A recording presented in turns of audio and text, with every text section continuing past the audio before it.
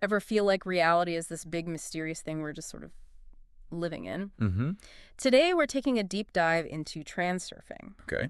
It's based on this book, 78 Days to Practical Transurfing, which basically claims to be like a user manual for reality. Oh, wow. Yeah. A user manual for reality. Yeah.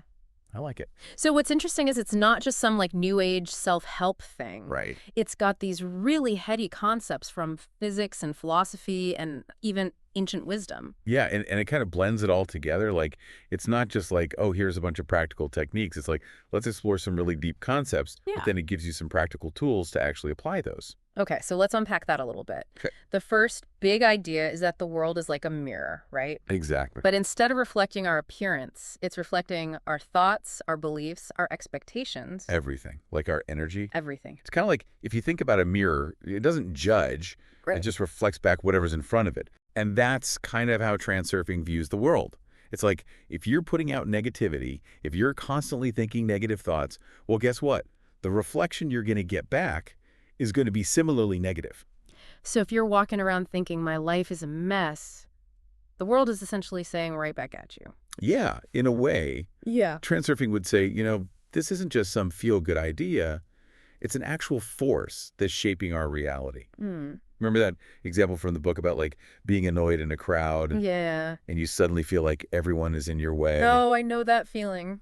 Right. Like the universe is conspiring against you. Exactly. Exactly. It's to slow you down. Most people would chalk that up to just, coincidence. Right. But transurfing suggests there's actually something else going on. Okay. They call these invisible forces pendulums, Okay. and they say that they actually feed off that negativity. They amplify those feelings of conflict. And it's a prime example of how this mirror concept plays out in our everyday lives.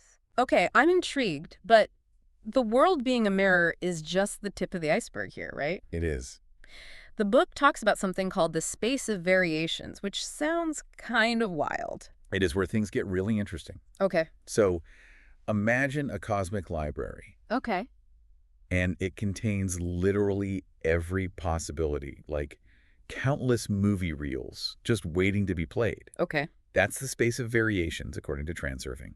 It exists outside of our normal perception, but the book suggests we access it all the time, particularly in our dreams. Wait, so you're saying our dreams aren't just random brain activity, but like actual glimpses into this library of possibilities? Precisely. Wow. Ever have a dream that felt incredibly vivid, like it was really happening? Yeah. Or one where impossible things were possible?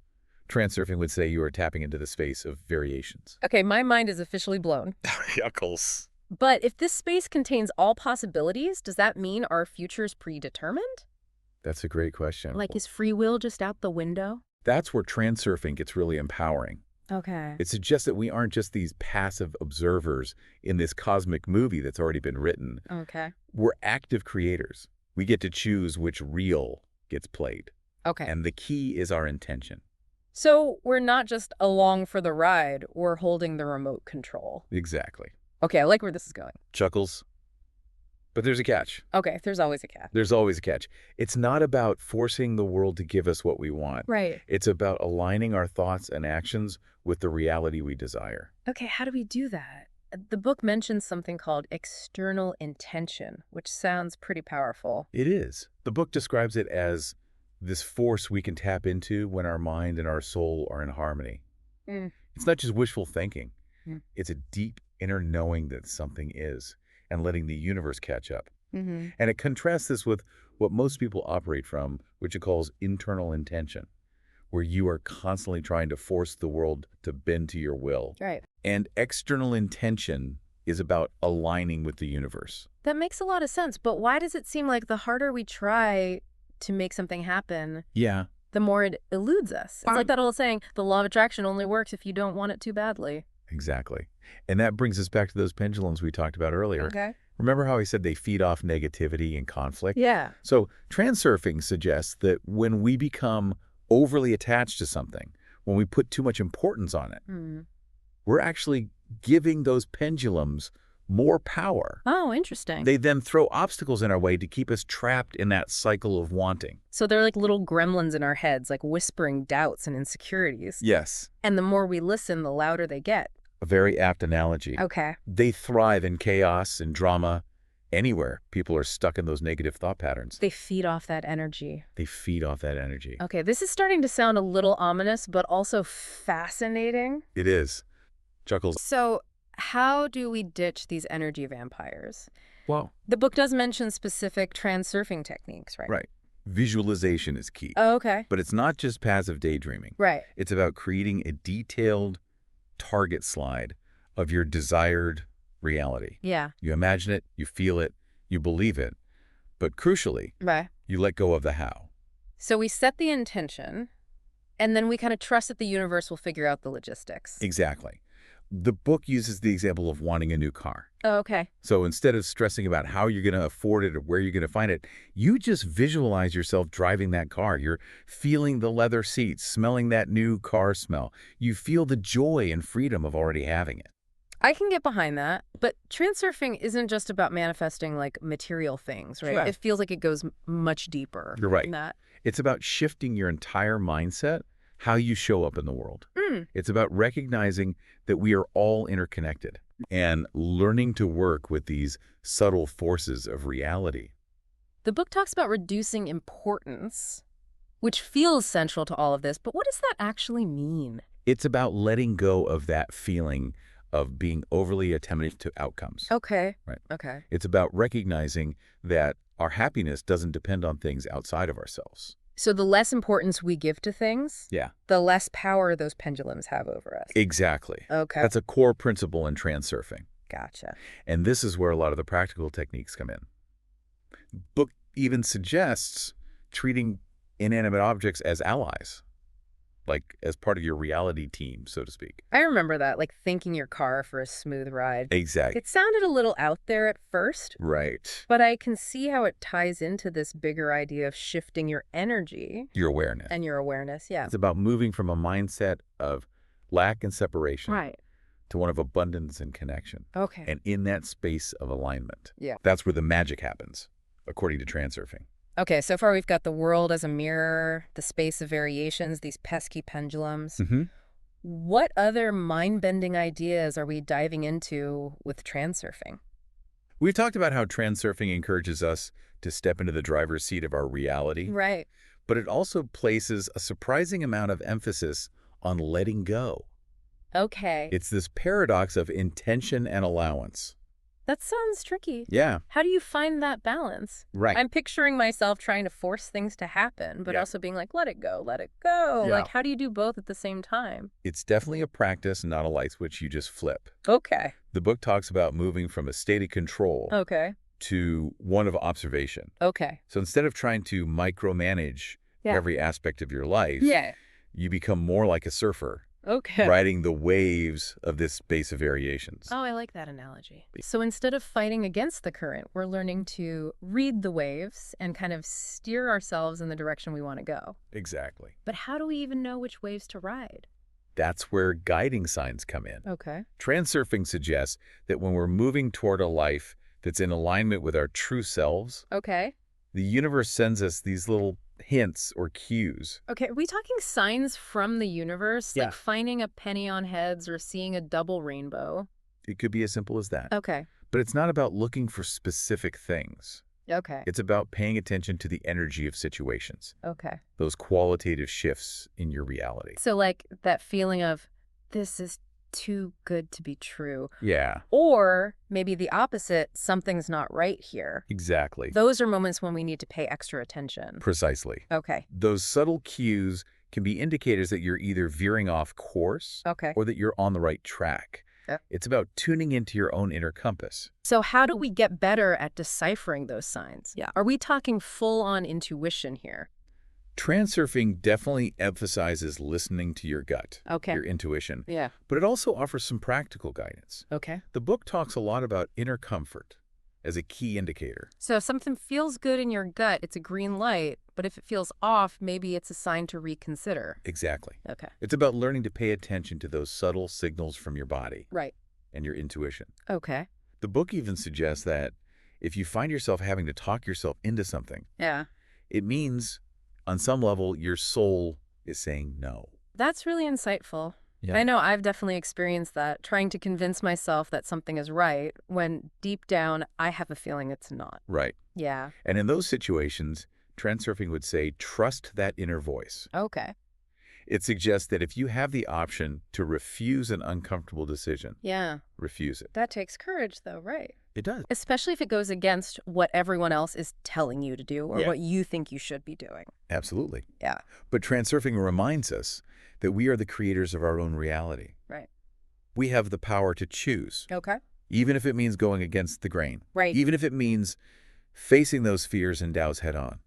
So how do we start to break free from those external expectations? Right. Because we're all swimming in this soup of societal norms and Yeah. conditioning and all of that. Absolutely. It's hard to even recognize those influences, let alone break free from them. It starts with awareness. Okay. The book talks about pendulums and how they can influence not just our individual thoughts, Okay. but entire groups of people. Oh, interesting. Remember those energy vampires we talked about? Oh, yeah, those pesky pendulums. Not just messing with our personal reality, Okay. but shaping whole societies. Okay, so basically anywhere there's a group of people with a shared belief system, Right. there's a pendulum at play. You could see it that way, yeah. Okay. And these pendulums feed off the energy of their followers, often through conflict, drama, negativity. Right. It's how they sustain themselves.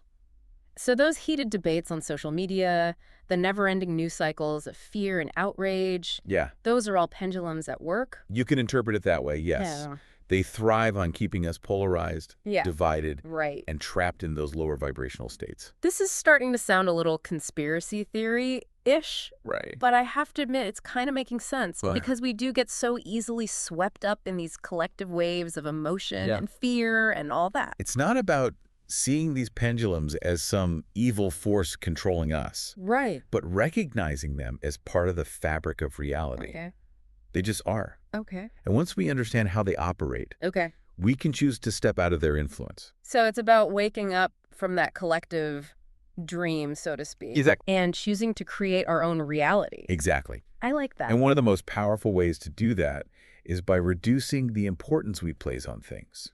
Okay. When we get overly invested in the drama of these pendulums, Yeah. when we buy into their games, Right. we give them more power over us. It's like that quote from the book. Yes. The more you stick to your desires and your pretensions, the more powerful is the magnet that attracts everything opposite. Yes. So the key is to let go of that desperate clinging Yeah. and trust that things will work out. That's the essence of it. Okay. It's about learning to ride the waves of reality with a bit more grace and ease. Right. Rather than constantly fighting against the current, Okay. it's about recognizing that we are all part of this larger system, Right. a cosmic dance of energy and intention. Okay, there's a lot to unpack there. There is. So far, we're learning to surf the space of variations. Yes. Pay attention to guiding signs, reduce importance, and avoid getting sucked in by these energy-draining pendulums. Right. What other practical tools does transurfing offer for navigating this wild ride called life? One of the core practices is what Transurfing calls frailing,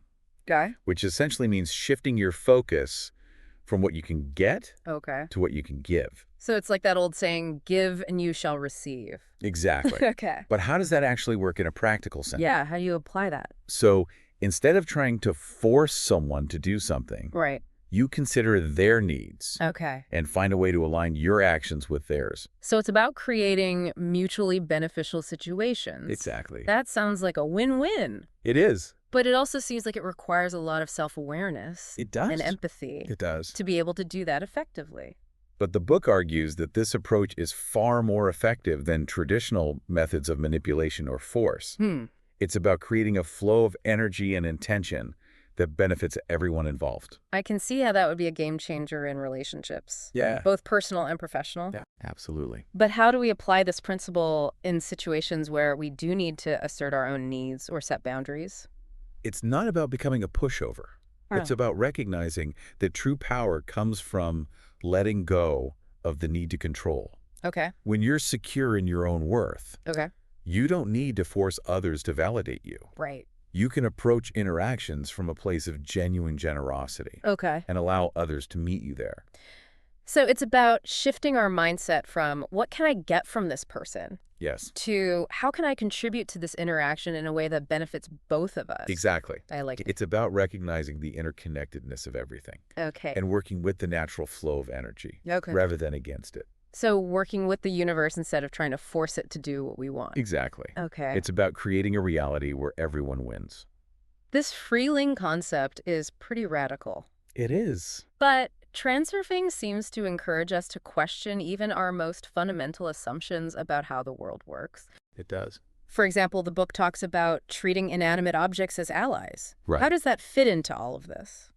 So transurfing challenges us to expand our perception of what's real Okay. beyond just the material world. Okay. It suggests that everything is interconnected on a deeper level, Okay.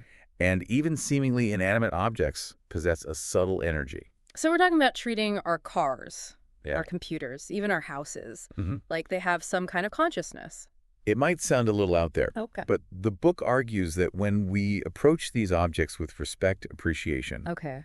we create a more harmonious and supportive reality for ourselves. Interesting. It's about shifting from a mindset of separation to one of unity.